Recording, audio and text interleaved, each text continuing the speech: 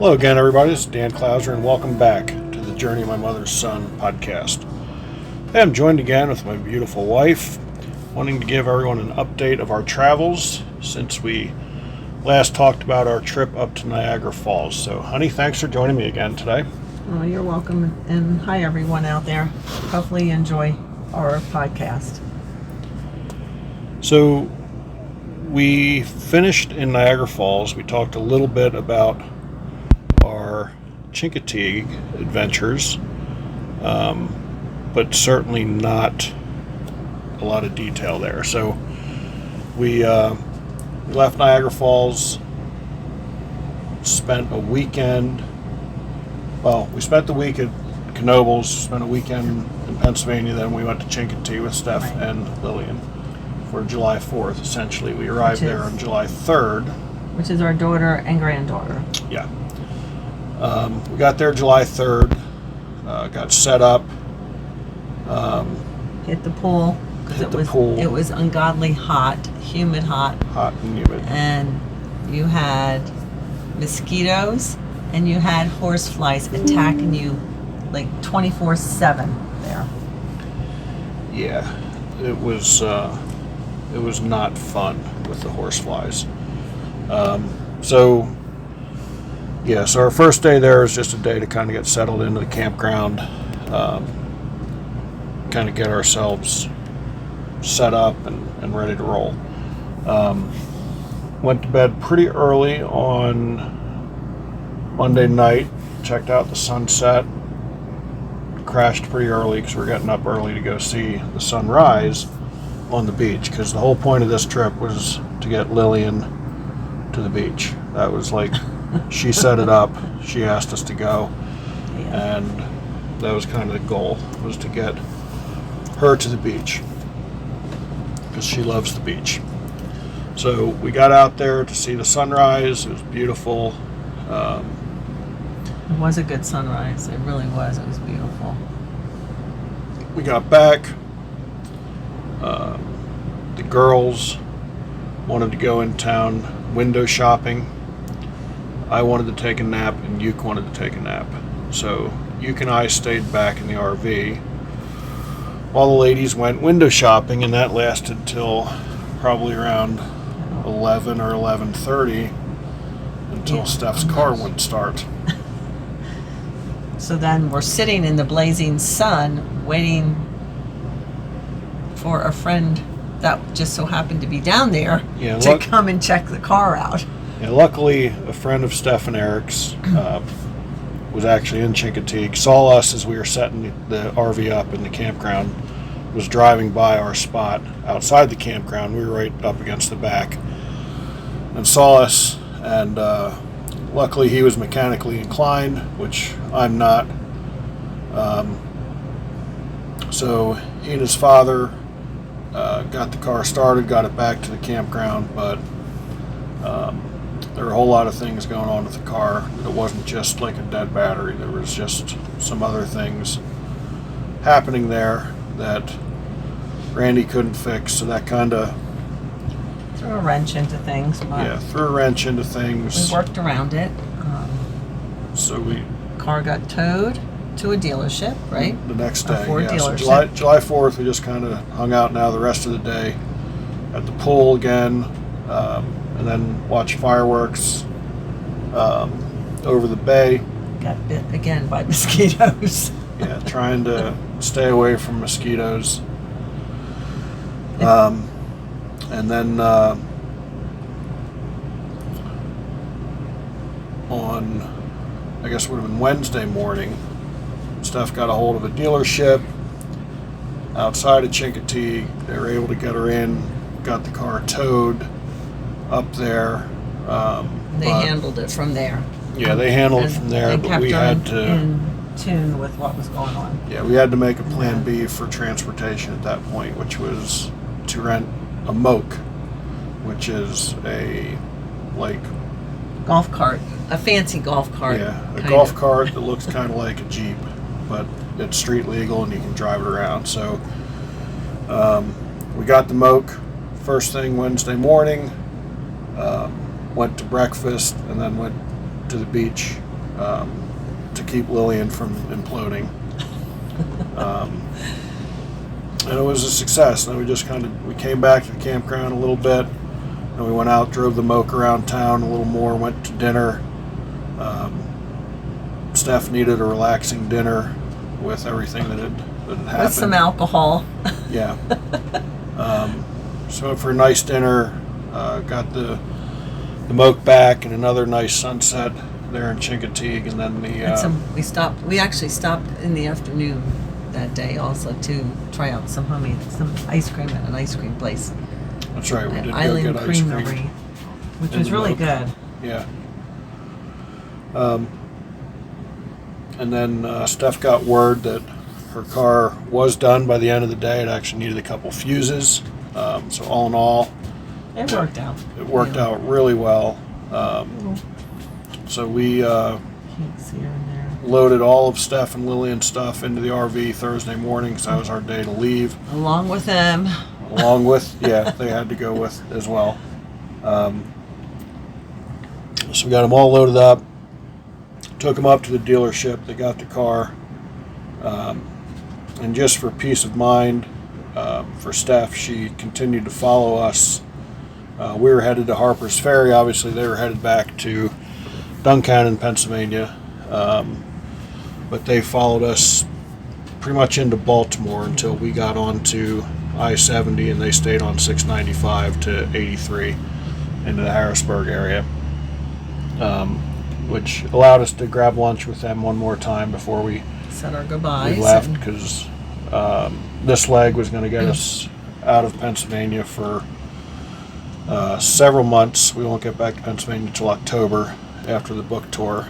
So then we went to Harpers Ferry, West Virginia, our second time back there since March. We were there for just a couple days in March. We stayed at the KOA, which this time we got to enjoy it more, because before it was kind of on the cooler side, so the pool wasn't open, and it was just off season. Yeah. So. Yeah. And that KOA at the Harpers Ferry is just really nice. Big pool, all kinds of activities for kids. Got to do a tie-dye T-shirt for like $10, and we did a wine tasting. Wine tasting. We did candy bar bingo. They just had a lot of activities. Yeah. For everyone. Yeah, and then it's right next to the national park. So there's trails there. It was super hot again. I mean, Yeah, it's still that was like the start of this whole seems like summer-long heat wave.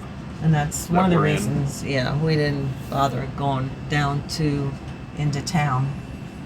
Yeah, we because of did the a lot of just pool stuff. As it cooled down a little bit in the evening, we would take Yuke out for a walk. We did one nice, probably 2.5 mile walk through the one trail at the Murphy farm there.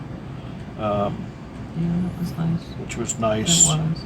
And then, so from Harpers Ferry, we headed to Cooper's Rock State Forest, which was also in West Virginia. And it was just getting hotter every step. Yeah, well, every time we turned to go and explore west or. Yeah, well, Cooper's Rock was actually our one break in temperatures, because we didn't actually run the air at all there, and I think it got down to like 60, 62. I think our first night was into the high 50s. So we didn't run the air in the RV at all. That's right, and it was like pitch dark, because it was. Yeah. It was definitely. It wasn't. It was a state. It wasn't a state park. It was a state forest, which it was definitely much different. I mean, it was just. There's no lights to walk around. If the campers that are there, if they have lights on, that's the only light you got. But it was nice, because we actually did a campfire that first night and cooked our dinner on it, which was great.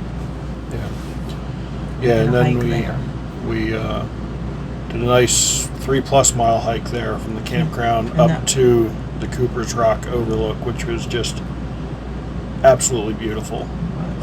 Yuke had a great time on that hike. He got to see some people on the hike up there. It was nice too, because it was a good, decent trail, I think. Very well maintained and, trail. And it was, most of it was through the woods, through the trees, so it was a little cooler too for us.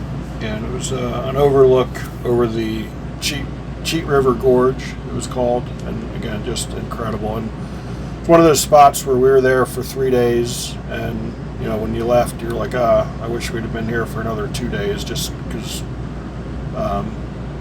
you know, some really nice trails, and you know, a lot of stuff we didn't get to explore there around the state park. And the campground's in nice shape. I guess they're adding another 10 or 15 spots and some cabins from what the camp host was telling us. So I think that might be a spot that we'll definitely get back to at some point. But it was a great little stay, and like I said, it was nice to get a break in the weather. It was really probably our only 3 or 4 days of not blistering hot temperatures since we've left Pennsylvania. After that, we went to the New River Gorge National Park. Yep, and that was super cool. Unbelievable. Yeah. Yes, we went to the New River Gorge Bridge first, and that was awesome. You know, walk down, I guess they call it the boardwalk, which is like 280 some steps down to a little overlook of the bridge and the gorge, the New River Gorge, which was really cool. That bridge isn't that old either, if I remember. 77, I think the bridge was built. I believe so, yes. But that's pretty neat. Actually, you can pay for I guess it's almost like a tour. They only take so many, and you can actually walk under that. Somehow it's like a catwalk. You're cabled on, but it's a catwalk that you go across with like a guide, and you go all the way across. And I think they take you back by car. They shuttle you back. They shuttle you back. Yes. Yeah. We didn't do that. We didn't get to do that, but maybe in the future we can try that. Yeah, and then so that night we stayed at a Cracker Barrel for the night. Sandy got some shorts at Kohl's. My husband was very nice to take me. And it was nice because we were just kind of sitting around, killing time, sweating out the heat. Yeah. So the heat wave was starting to get on its way back at that point, and then the next day we got up early, left Cracker Barrel by like 6 in the morning to head down to Sandstone Falls, and that's another part of the New River Gorge National Preserve, which is just beautiful. Little boardwalk takes you out to the falls, and then a nice little half-mile loop on the island there at the falls, which was really cool to see for sure. Just absolutely amazing seeing those falls. I mean, it wasn't like Niagara Falls, obviously, but No. just a different type of beautiful falls. And then we just went up to the Sandstone Visitor Center, just did a real quick tour, watched a movie there at the Visitor Center, and then went up to what was that final? We went to Grandview. That's what it was, the Grandview The New River Overlook. Gorge too, and that's a national river. Yeah, all part of the New River Gorge National Preserve. So, and that I mean, was they just call beautiful. it Grandview for a reason, because it is a grand view. Yes.